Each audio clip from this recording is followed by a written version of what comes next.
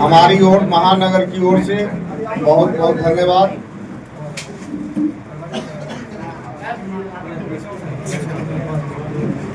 माननीय doctor A.K. Das ji को प्रशांत किशोर जी हमारे जन सुराज की ओर से मुजफ्फरपुर से उम्मीदवार बनाए हैं और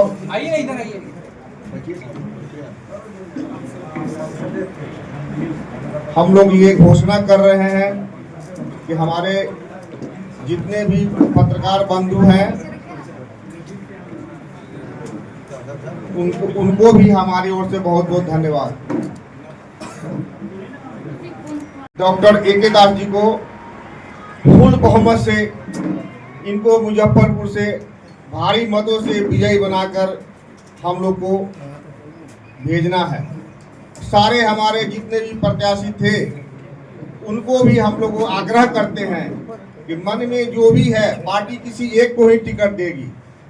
हम लोग मिलकर उनको डॉक्टर A.K. दास जी को हमारा पार्टी हमारा माननीय प्रशांत किशोर जी इनको टिकट दिए हैं, इनको प्रत्याशी बनाए हैं।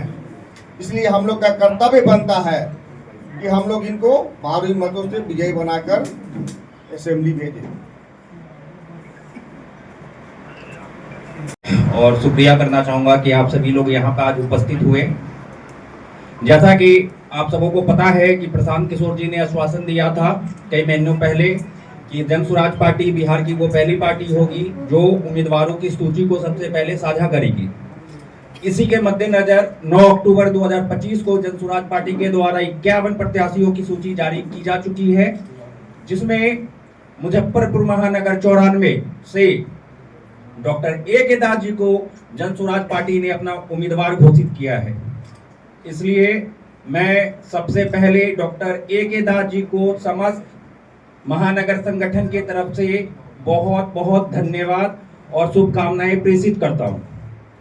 आज की जो प्रेस वार्ता आयोजित की गई है इसमें हमारे प्रत्याशी डॉक्टर A.K. दास साहब आप लोगों से साझा करेंगे कि चुनाव क्यों लड़ रहे हैं और 94 मुजफ्फरपुर के लिए उनका क्या योगदान रहेगा, कैसे 94 मुजफ्फरपुर के जन स्वराज के महानगर की टीम आज आपके सामने बैठी है और आप तमाम पत्रकार बंधुओं को, प्रिंट मीडिया के बंधुओं को, इलेक्ट्रॉनिक मीडिया के बंधुओं को सादर नमस्कार कह रही है। आपका अभिवादन है कि आज आप लोग इस प्रेस कॉन्फ्रेंस में आए हैं और आज के प्रेस कॉन्फ्रेंस का उद्देश्य है, जैसा कि हमारे महानगर अध्यक्ष श्री उपेंद्र शाह जी ने बताया कि कल 9 तारीख को जन स्वराज पार्टी की तरफ से आधिकारिक सूचना 51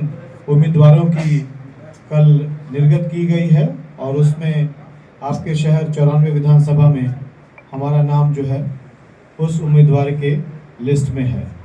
तो उसी संदर्भ में आज की मीटिंग, आज का जो प्रेस कॉन्फ्रेंस है वो बुलाया गया है और इस प्रेस कॉन्फ्रेंस के तहत के माध्यम से और आप लोगों के ले जाएंगे, इसलिए जनता हमारे साथ रहेगी। सर, लेकिन आपकी पार्टी का निशाना जो है वो एनडीए ही क्यों है ज्यादातर? ये आपका परसेप्शन है कि वो एनडीए निशाना है। निशाना तो हमारा जनता, निशाना तो हमारी जनता है जिनकी दुर्गति जो पिछले 35 सालों से राजनीतिक पार्टियों ने की है, तो इस दुर्गति से निकालने का प्रयास ही जन स्वराज है। इसलिए निशाना दोनों है, चाहे हर वो लोग हैं जिन्होंने बिहार को इस हालत तक पहुंचा दी।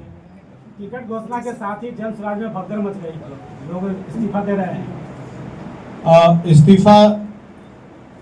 इस्तीफा दिया, उसके बाद हम लोगों के व्हाट्सएप पे वो एक माफ़ी भी चल रही है। तो अभी इस परिस्थिति थोड़ा असमंजस की है कि इस्तीफा दिया है, कुछ आरोप भी लगे हैं, लेकिन अब जो सच्चाई है वो पार्टी के हाईकमान तक पहुंची होगी। हम लोग उसके बारे में बहुत ज़्यादा जानकारी नहीं रखते। संगठन को एकजुट रख पाएंगे? इस हालात में संगठन को एकजुट कैसे रखेंगे? संगठन आपके सामने बैठी है, आप संगठन को देखें। हमारे साथ हमारे बुजुर्ग साथी जो संभावित प्रत्याशी थे, श्री विश्वजीत जी, सैयद माजिद हुसैन साहब, और ये हम 3 अभी यहाँ हैं।